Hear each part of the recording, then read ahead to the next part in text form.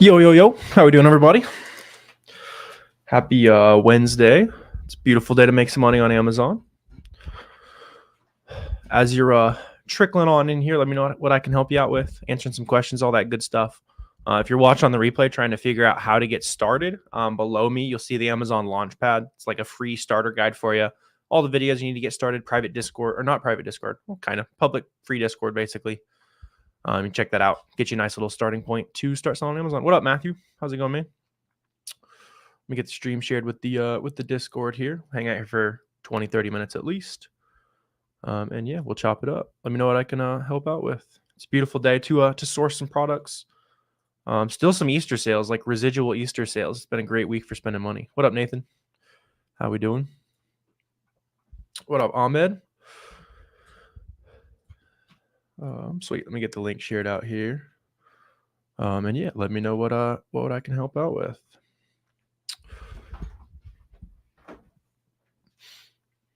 Yeah, just start opening up all the kind of major retailers. Retail Me Not, check Capital One Shopping.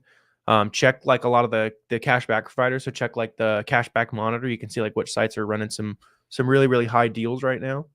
In terms of cashback, take advantage of that. What up, Andy? Let me know what you guys are running into on Amazon right now, and we'll jam for a little bit here. We've been doing some like ACE reviews and stuff. That's been fun too. So if anybody has products they're not sure about, they want to break down, that is always a good time. Let me get this shared here. Sweet. Yeah, we spent about 35-40 grand last week. It's been pretty consistent around there. It's been nice. Shooting for nice little 200K months, 250K month, that kind of thing would be kind of the goal to run through here. Vid on coupon cashback stocking, good stuff. Cashback doesn't work with gift card purchases. So a lot of the cashback providers, they'll say that they won't pay out with gift cards, but they actually will a decent amount of time. I wouldn't rely on having both for your margin. It's like a good call to only really, you'd only want to bake in gift cards. Typically cashback can be kind of hit or miss. Gift cards are obvious. They're right there. But yeah, technically they don't like it. They're not quite as good at catching it as I think they are, but definitely still some money to be made there. And yeah, if you guys haven't checked out that video yet, I think it's the most recent video on my channel. I basically broke down 10 different ways that you can get your inventory like as cheap as possible. Super important stuff if you're trying to obviously get the lowest cost possible. Lowest cost wins on Amazon, and those are like my favorite ways to get discounts. Kind of the type of stuff that people who start Amazon, they kind of burn out, they fail, they're just not taking advantage of that, and that's why a lot of their leads are tanking, all that good stuff.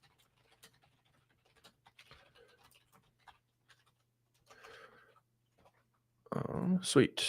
Paying 8% sales tax in Denver. Yeah, that's brutal. Want to get a prep center in a sales tax free state. Yeah, if you've been doing, especially if you've been doing it for a year now, Matthew. Yeah, definitely get a prep center, I'd say. Look at ideally like an East Coast, so like a Delaware or New Hampshire, one of those. Tends to have a really quick shipping time to like the different fulfillment centers and stuff. But yeah, I mean, wherever you can, honestly. I have one in Montana, no sales tax, a little bit further shipping sometimes, but they're really responsive. It's kind of worthwhile trade-off for me. But yeah, especially for expensive items, no reason not to. Not all cashback sites are the same. So, I mean, they're all kind of different, right? Sign up for the prep centers in the Roadmap Discord. Awesome. Yeah, those will be perfect for you, Matthew. Yeah. Yeah, we got you a discount on a couple of those places there as well. So make sure you take advantage of that. What's up, Donegan? Trying not to butcher you there. Vote of confidence come to your section 3. Yay! Jonathan beat the section 3 this morning. That was always good when the family's getting out of section 3 jail and all that good stuff. Yeah, not as scary as a lot of people try to make you think it is. Obviously it's kind of a pain, but as long as you're buying not fake stuff. Dohan, got it. That makes a lot more sense. Where are you from? Hello from Australia. What's up? How?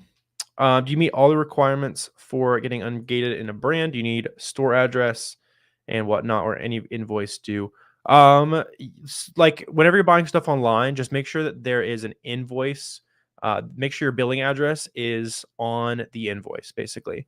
So that billing address matches your seller account. That kind of proves that you bought the stuff. Turkish, that's what's up. Awesome. Honestly, want that bad. Take pics of UPS receipts. Yeah, that's a good call. Especially if you're dropping your UPS boxes off. Yeah, you got to take pictures of that so you can prove that you actually did drop it off. If you're doing it online, you'll get the nice little, like if you schedule a pickup, you'll get the nice little confirmation from UPS. Under Armour's declined you for so many times, saying you're not eligible. Annotate the invoice. So like, make it as easy as possible. Circle your address, circle the item, all that good stuff. If you're getting auto decline, then wait 24 hours and then resubmit. You'll be solid. What's the difference between learning to source from YouTube and learning from a course? I mean, it's like you'll learn slower from YouTube videos, but obviously you don't have to spend money to learn, right? So like I learned from YouTube videos. If I was doing it over again and the stuff that we put out is out there, I'd probably invest in it after I was doing it for a few months, that kind of thing. Once I knew that I liked it, I'm obviously biased, but if you got plenty of money, you want to scale, it's a good idea to typically invest in yourself. Next time I start doing real estate, whatever it is, whatever the next venture is, I'm definitely, buying the time, buying the info from people who are smarter than me. If you change from sole prop to business, you have to get Ungate. No, you don't have to re-Ungate. But if before you guys change anything on your seller account, so business entity, your bank account, anything like that, make sure you send an email to Amazon beforehand. Sometimes they will like temporarily deactivate you if they think your like account got hacked or something. Like if you just randomly change up your bank account, they don't really have a way of knowing if that was you or not. They don't want you to get scammed, right? So good idea to send a warning beforehand. But other than that, like you can change whatever you need to. Oh, you got a nice ace in a checkout. Let me trying to copy it, but it's like hidden in there. Yeah, let's check that product out. Thought about creating a topic in Discord for section 3. Yeah, Andy, I made a YouTube video breaking down how one of my friends, Andrew, beat his. So you can check that video out if you are currently dealing with that. But moral of the story is basically just make sure you're buying authentic inventory and you'll be good to go. Sweet, Steve, you want to check out this hat here? Let me know what your buy cost is on this, but let me go ahead and present. Yeah, so we're gonna check out Stevie dropped an ASIN that might be good to sell, and let's go ahead and kind of break it down a little bit, right? So like a nice little like Adidas hat here, that kind of thing. What up, Andres? Yeah, so nice little Adidas hat here. Ideally, based on this, you're paying like $6 or less. I'd be kind of surprised if you are. This is also a good quick example here. So yeah, 19 bike. Yeah, I mean it's definitely not. You're selling it for 19. Is this the right? Did I get the right ace? I think I did. Yeah, it looks the same to me. So you definitely don't want to buy this for 19 bucks. This is also just a nice quick example of products where you see that Amazon is on the listing. Sometimes you can compete with Amazon. This would be one where you don't really want to compete with them. You can check out like the buy box analysis down here. You can see that 30 days, Amazon has like 95% of the sales. So even if you were able to get this really cheap, you'd kind of have a hard time getting too many of the sales here. It seems like you have to lower to like 16 bucks to make some sales. So you'd have to get it really, really cheap for that to be worthwhile. But good little example there. If you check, like if you see Amazon's on a listing and the buy box shows that they only get like 30% of the sales or something, like you can compete with them on something like that though. About to drop off your first shipment. Thanks for the course, man. That's awesome, Daniel. Congrats. First of many. How much did you ship off? Well, how many units you shipping off on that first shipment? That's awesome. Go-to tools to start Amazon. All right, yeah, good question. So the only two that you need are Keepa, and then obviously a little biased, but pointing the wrong way, SellerAmp is our product research tool. They're the best on the market. I wouldn't put the brand behind SellerAmp, that kind of stuff if it wasn't. So those are basically your product research tools. And then after you've sold 1, 2, 3, 4,000 bucks on Amazon, I would also mix in a repricer into the mix. So that's probably like a Be Cool. That one's 25 bucks a month for you to start out. And then you can kind of roll from there with whatever you're after. Amazon's using AI. Yeah, that's funny, Kirk. Yeah, I put out a an Instagram reel. I don't know if it seems like Kirk saw it, where Amazon, they had their program where you could like go to the grocery stores, like pick something off the shelf, walk out the front door with it, and it like charged your card. Supposedly it was like AI technology, like super fancy stuff, but it turns out there was just a bunch of people from India watching the cameras and figuring out what you had picked up and charging you based on that. So that is kind of hilarious. So they killed that program. That was very funny to read today. Sweet. Brand new beginner, plan on starting online arbitrage. You recommend websites, Prep Center. So Prep Center is going to be kind of, do your own research kind of thing. Ideally, you'll find a smaller Prep Center to take advantage of. As far as like websites, it's going to be kind of like look through some of the videos. I've got tons of product sourcing videos on my channel. You can see some of the websites I have success sourcing, show you exactly how to source those websites. And for any of you guys who need like a starter guide, basically, I also have a free course you can check out. I'll drop it in the chat here. It's a few hours of content, bunch of spreadsheets and PDFs, all that kind of stuff, like a nice little free starter guide for you. So I would go through that and then come back to another live stream, and you probably have a lot more kind of directed question to ask, a lot more specific. Sending around 50 products. That's awesome. Congrats. Reverse sourcing only achieved through coupons and discounts. All the sellers you stock, you did not find any products with a regular price. Yes. So I mean, you don't want to be selling products that don't require some legwork, right? If you're selling products where somebody can look at exactly what you're selling and it takes them 2 seconds to figure out where you bought it from and that it's profitable, it's probably not going to stay that way for super long, right? So coupons, discounts, whenever you're reverse sourcing, and I literally just made a video on this today, I'll probably be up in like a week or so. Figure out where you're going to find cheap inventory first, and then look at the sellers selling that cheap inventory. So for example, today there's a Nike sale, right? There's a Puma sale. There's a couple other, good like beauty sales going on. Go directly to the sellers on Amazon who are selling that. Use SellerAmp, filter down to that, like just the Puma items or whatever it is. And then you can kind of compare and see if it's profitable on the other website. But if you're just like randomly comparing, it's going to be a little bit tricky. Just because, you could be looking at stuff that's not on sale for weeks if you're not doing a little bit of homework beforehand. Optimized and partial splits weren't available. You probably weren't shipping enough inventory in. I've noticed that they don't offer the non-placement options when you're shipping really small shipments. So I'm probably just need to be buying deeper, basically. Have a little more confidence when you're buying inventory. Probably set you up pretty nicely there. What niche is good in the Australia market? I have no idea, my friend. I have not looked at the Australian market probably ever. But I would start with whatever you see a lot of people, buying. So, like the classic big brands, right? So especially in Australia, there's not going to be even nearly as much demand in the US. So I would stick with like just the really high, fast selling type brands, that kind of stuff at first. And then to be honest, a lot of international sellers, they'll end up just getting a prep center, starting like the LLC or whatever in the US and keeping their business all in the US. Just because it's way, way easier to scale over here. A lot more customers, a lot more demand, all that kind of stuff. Tools for operating. You don't need those, Andy. They can kind of help, but you don't need them. These help FBA versus FBM. Yeah, its biggest benefit is just like kind of tracking your expenses and stuff.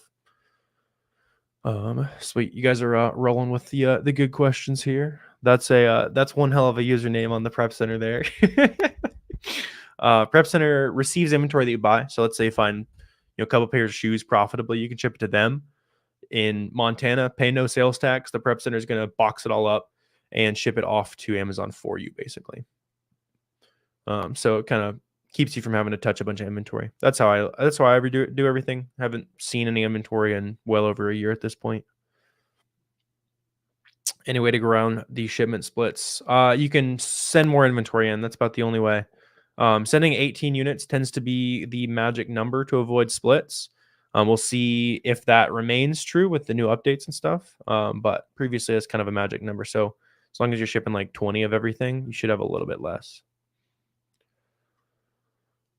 How do prep centers charge you for their fees? It's per unit. So it'll be anywhere from like $1.25 to $1.75. It's probably a pretty standard price per unit to pay after boxes and all that kind of stuff. And then they'll just send you an invoice at the end of the month. Say, hey, we prepped, we prepped 1,000 units this month. Here's your bill. It's $2,000, whatever it is, right? Do you have a stay away from list for prep centers? Not necessarily. There's only a couple that are a little notorious. I think pretty much everybody, like ShipDiff, like those kind of prep centers I would probably stay away from. But really, you're looking for like a small prep center, Andy. In the long run, ideally, you're finding really small company. You can be the vast majority of their business. You can have really good customer service with them, all that kind of stuff. So the best prep center is going to be one that's like a referral of someone else, or like all that kind of stuff, right? Do you ever take other seller metrics and inventory size into account when determining if you'll purchase? That's a good question. Only really if it's going to be Amazon or if the brand themselves sell it. So whether that be like the brand name matches the seller's name, or you go in and you see it's the same, 5,000 review seller that's all working with on all the listings. It's the same like 5,000 reviewed seller. They probably have like some kind of exclusive contract with the brand, something like that. Beyond that, then you're pretty set. I wouldn't be worried too much about people being stocked like way too deep or anything like that. Just because the way the buy box rotates, it doesn't typically matter unless it's like a really slow selling item, which hopefully you're not sourcing anyway. What up, Chris? Yeah, yeah, definitely. I've heard some horror stories from some students, stuff like that. How often you go live? I'm live a couple times a week on YouTube, my friend. Best way to estimate the number of sales you'll get. Estimated number of sales divided by number of sellers. Good question. Let me see if I can find.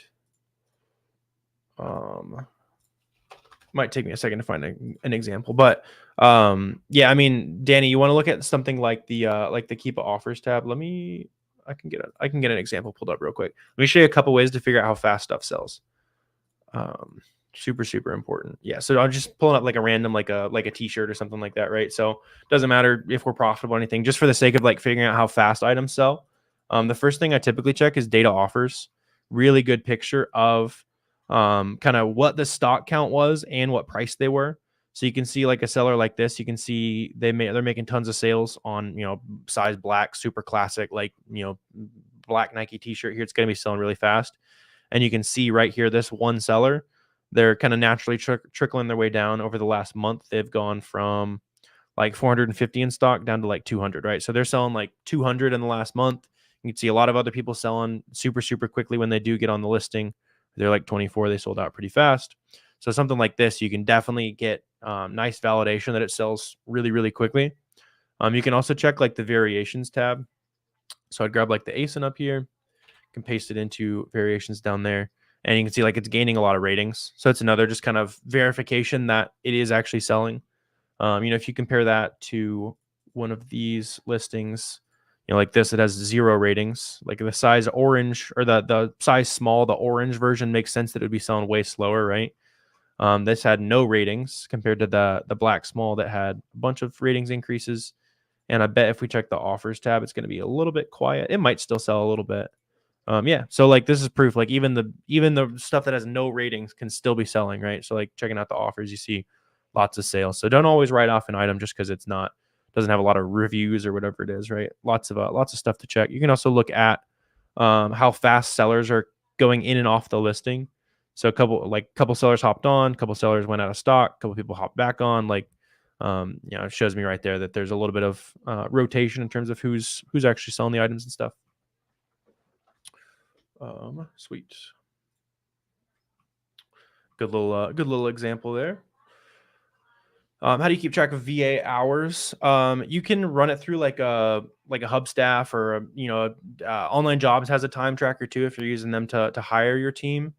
I don't track their hours. I just pay them for salaried position, and then if their output is not up to par, then I'll kind of get onto them about making sure they're actually working and stuff. But I don't want to have to micromanage a whole bunch of people. So I just hire people that want to come and make some money, profit share with them, all that kind of stuff. So they make way more money if they work hard, and it's going to be obvious if they're not working hard.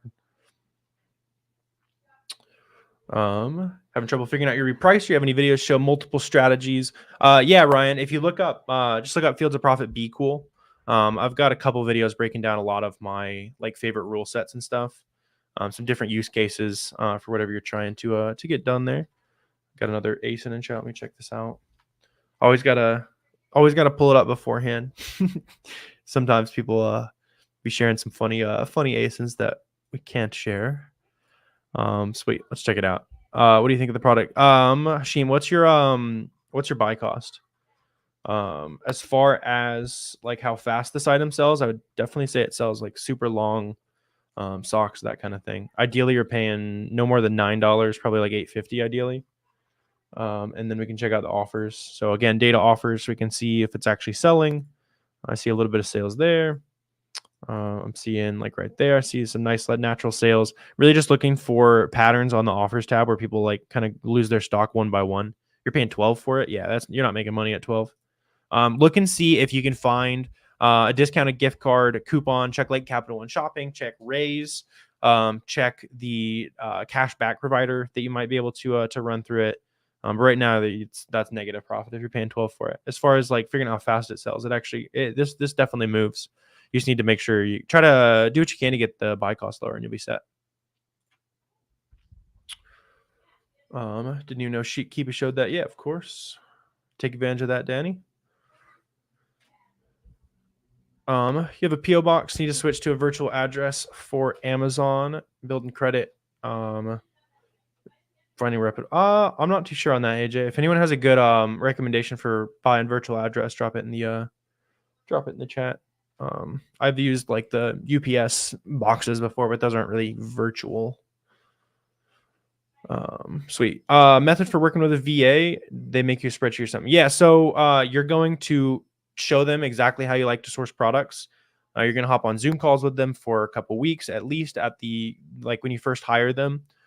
And then they need to basically understand how you think, how you source certain websites, especially like your favorite websites. If you teach them like your favorite stuff to do there, you can go and explore new websites, figure out some new sauce while they're doing the stuff that you taught them how to be really good at, that you figured out how to be really good at. And then, they're just going to put those leads on a Google sheet. So something you can do, like this is how we do it. Share screen. Like on these items, like let's say your VA found this item profitably. They're going to punch in $8. And then let's say the name's Mike, just make him a custom Google sheet on SellerAmp. And then they can click that, they can click their name and it'll send it to a Google sheet. They can fill in like the source link, all that kind of stuff. But that'll automate pretty much all the data that they need to send to a Google sheet for you. Struggling with FBA shipment with the new inbound fee. Reginald, it's change your default on the shipping settings to Amazon optimized. It tends to be cheaper from what I've seen overall. And then as far as avoiding as many fees as possible, it seems like they're kind of just rewarding sellers who are buying more confidently these days. So I would, try to skip the test buys a little bit earlier, that kind of thing. If you're really confident in an item, jump straight into it and you'll pay less per unit in fees doing it that way. Do you recommend getting VAs when first starting? Absolutely not. Do not get a virtual assistant if you're just starting. That's something you'll get after probably 6 months to a year in the business. Maybe even longer than that. Way easier to hop on a Zoom call with some friends, start posting your progress on Twitter, start attracting people who are like you at your same sales level. You can hop on and make money together rather than trying to train someone, have employees, all that kind of stuff. It just raises your overhead probably a little bit too early if you're doing a VA right off the jump. You'll definitely have to teach them how to source. Some of them might know how to source a little bit, but you'll need to show them like basically how to do the stuff you're really good at, so they can actually be effective. How do you go about finding Google Sheets Elite? You don't need to worry about it. Google Sheets treat you well. Chris, virtual address, try iPost. That's a good tip. Yeah, whoever was asking for the Andy's got some good ones too. DaVinci Alliance. I've never heard of. I've heard of iPost. I haven't heard of the other two. So, some good leads for if you guys need the virtual address set up there. A couple of you guys asking questions on the VAs and stuff. Like I didn't hire my first VA until we're doing about 30 grand a month in revenue. We were spending like 20, really trying to scale up. I was in school full time. like on a brutal semester, super strapped for time, and I knew what I was looking for. I knew how to source products. I knew what I was doing. I was just literally running out of time. So I helped, or I trained a virtual assistant to do what I was doing, and just kind of, your VA is like a mirror of what you're doing, right? So if you suck at sourcing, you don't know what you're doing, they're also going to suck, and you're just going to be paying them, right? If you're good at sourcing, you can show them how to be good, and bang, you got a nice little replication of yourself. Probably not going to be 100% as good as you, but it's kind of the general gist. Trigger shy on your first ASIN, very little keep a data. Yeah, Kristen, check the data offers tab, check the variations, see if there's new sellers going off on the listing. And then at the end of the day, just buy 3 to 5 units, test it out, list it FBM so you can know even faster whether or not it's actually going to work for you. And yeah, you'll be set. That's totally reasonable to to be a little bit hesitant to spend your first money on, a random shoe or a random vitamins, like all the random stuff we end up buying, but the data doesn't lie, right? How do you use your own shipping label for FBM? You can just buy it through like a pirate ship or one of those, and then when you ship it, you'll have to punch the tracking number into Seller Central. So like if you're using pirate ship to buy your labels, you take that tracking number, go to like the order from the FBM order and say I shipped it. You'll enter the tracking number just because Amazon needs proof that you actually shipped it out on time. So that's what you can do. As a general rule, I would try to buy all your shipping through Amazon though. It's insured, that kind of thing. Typically it's going to be some of the cheaper shipping you can get too. That's, legal. Yeah, I would stick to Amazon as much as possible. Some heavy items can be good to pirate ship. .ph website for VA. Onlinejobs.ph, Andy. That's where I've hired pretty much all my VAs. A little bit of like, throwing a quick little tester out on Twitter, looking for VA, that kind of thing. But for the most part, it's all through online jobs. You ever create a listing? I've added a variation once. It was way more effort than it was probably worth, but there's no real need to make listings unless you have a way to protect the listing. Like if you have a trademark, your brand registered, that kind of stuff, you can start making like branded bundles. That's really getting in the weeds though. So if you're a new seller, like I wouldn't be too worried about making listings and stuff. There's way too much low hanging fruit to go through all that. How do you integrate Prep Center Google Sheet into SellerAmp? You'll just make the Google Sheet and then you'll share it with the Prep Center. Yeah, if they're like really insistent on making the Google Sheet, you could make a Google Sheet on SellerAmp and then import range on the main Prep Center. If that makes sense, you just use like the import range feature on Google Sheets. LLCs mainly to avoid sales tax. No, that is I would talk to a CPA, my man. So you can kind of get all that clarified for you. LLC is like a business entity that will like protect your personal assets. That's kind of what an LLC does. It's private Discord come with weekly leads for users. No, it's a one-time fee, so we'll teach you everything you need to know to find items, all that good stuff. But there's no recurring leads. We do got like weekly Zoom calls, all that kind of stuff to support you, but since it's just a one-time cost, we can't, keep it rolling beyond the Zoom calls and stuff. I've never tried to Upwork for VA. I have not, Chris. Have you had success there? So you've been cranking out the content too. I saw you've been hanging out on the lives. I know I checked your channel the other day. Are you making like a video a day? You're a monster, man. Good rate or tips for finding a prep center? Yeah, I mean, just look up like Amazon FBA Prep Center, Delaware, New Hampshire, Oregon, like all the sales tax free states. Send out a few emails to ones that have like pricing that you're interested in, locations good, like all that kind of stuff. And then just start testing them out. A lot of them have like 100 unit minimum. So 100 units at a time, you can figure out which prep centers processes you like the most, who's, got the best communication for you, all that good stuff. Does reseller certificate work anywhere? That's a good question. I'm actually not sure. I've never used my reseller cert out of state. I would assume, but I think they're also statewide. So I'm actually not sure, Danny. Yeah, somebody who's really into the RA game, let me know if they work out of your state. Yeah, if you're in a neighboring state. What do you do if you buy shoes that have a boxed out lid? I would not sell those, Daniel. You can like buy a replacement box on like eBay or something like that if the profit's high enough. Generally, you do not want to sell those. Technically, you could like polybag or brown box them as well, but those are also going to increase your returns and potential inauthentic complaints. So as a general rule, don't sell them without a lid. Looking at keep a chart, no active buy box offers are fluctuating like crazy. Yeah, it probably means it's selling then. No buy box doesn't mean it's not selling. It just means that Amazon thinks the price is too high. And if Amazon thinks the price is too high and there's sellers hopping in and out, like there's a lot of money being made there. Yeah, like definitely hop on that. Especially if the only real thing is just make sure the buy box didn't just go away. Because if it just went away, a lot of times the price will go down. You're a beginner. Should you bother with RA? Yeah, that's the best way to do it, Tyler. Because you can go out to the store today. You can scan something on the shelf. You can bring it home. You can list it FPM, and you'll have a sale by the like. If you buy something that sells fast, you can make a sale literally in the next like 2 or 3 hours. So it's like the fastest way to test concept. You'll make way more money if you RA for the next 3 months than OA for the next 2 or 3 months. The next 3 to 12 months of the rest of the year, you make way more money if you focused on OA basically. So like, 50-50 at test the waters with RA, get that real hands-on experience, and then, kind of gradually do more and more OA as you understand. It's just a little bit hard. There's more learning curve to OA than going out to the store and scanning cheap items, right? It's pretty simple when you're doing RA. Some more strategy involved in OA. Trying you're doing a lot more than trying, Chris. you're crushing it, man. Best sourcing method for beginners. Yeah, so reverse sourcing is gonna be the best way. I will drop a quick little starter guide. A lot of good questions tonight. So I'm gonna drop my starter guide in the chat. It's the Amazon Launchpad. It's free. It's a couple hours of content. Shows you like the best way to start sourcing products. Got like a checklist in there. Kind of everything that I look for to buy a good item.